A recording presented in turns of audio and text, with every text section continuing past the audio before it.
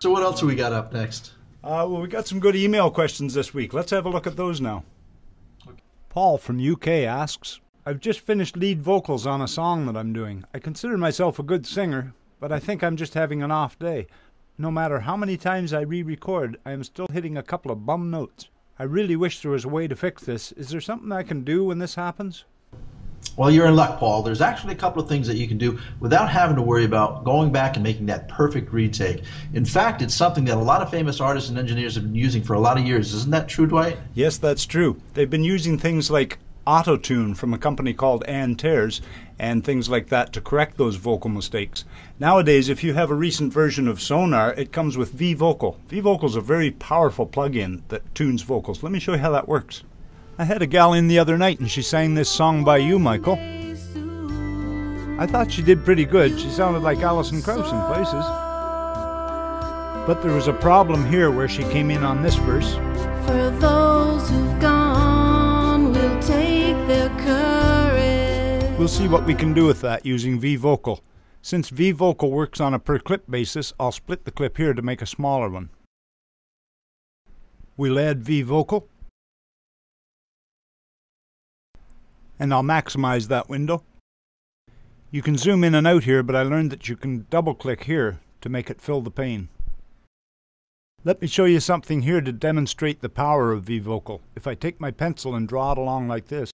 For those who've gone, we'll take their courage. Thank heavens they also include an eraser, so I can take away those changes.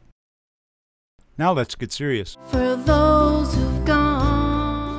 I'll bring down the word those, where she sang it a bit For sharp. those who've gone, we'll take. And for was a bit flat. For those.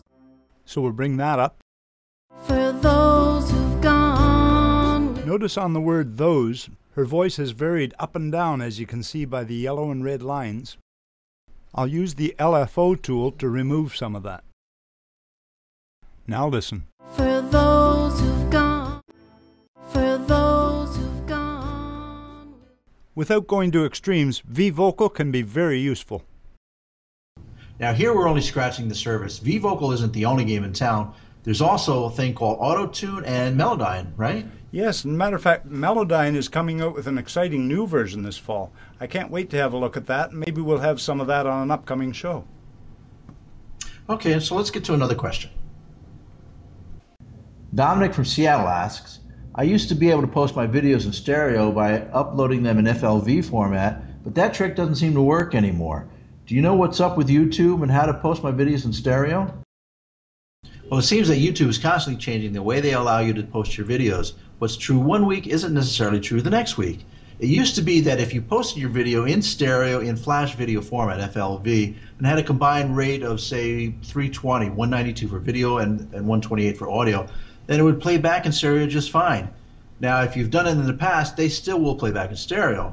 But now the problem is if an individual wants to upload in stereo, they do so, but they have to have each viewer add a code at the end of the URL line that is and FMT equals 18, which FMT stands for format. But that's kind of a pain in the neck. Yes, it sure is. YouTube team is always making changes. They recently changed the upload size to 1 gigabyte, so who knows what will happen in the future. Well, we've also received these very positive comments. I am new to recording and just bought a copy of Sonar 6. Your videos are excellent and much better than those provided by Cakewalk. Keep up the great work. Finally, a common sense, straightforward approach to Sonar, or any other audio software for that matter. I've spent too much time viewing other guides which are generally careless about the important major-minor details. Pun intended. You're the real deal. Thanks.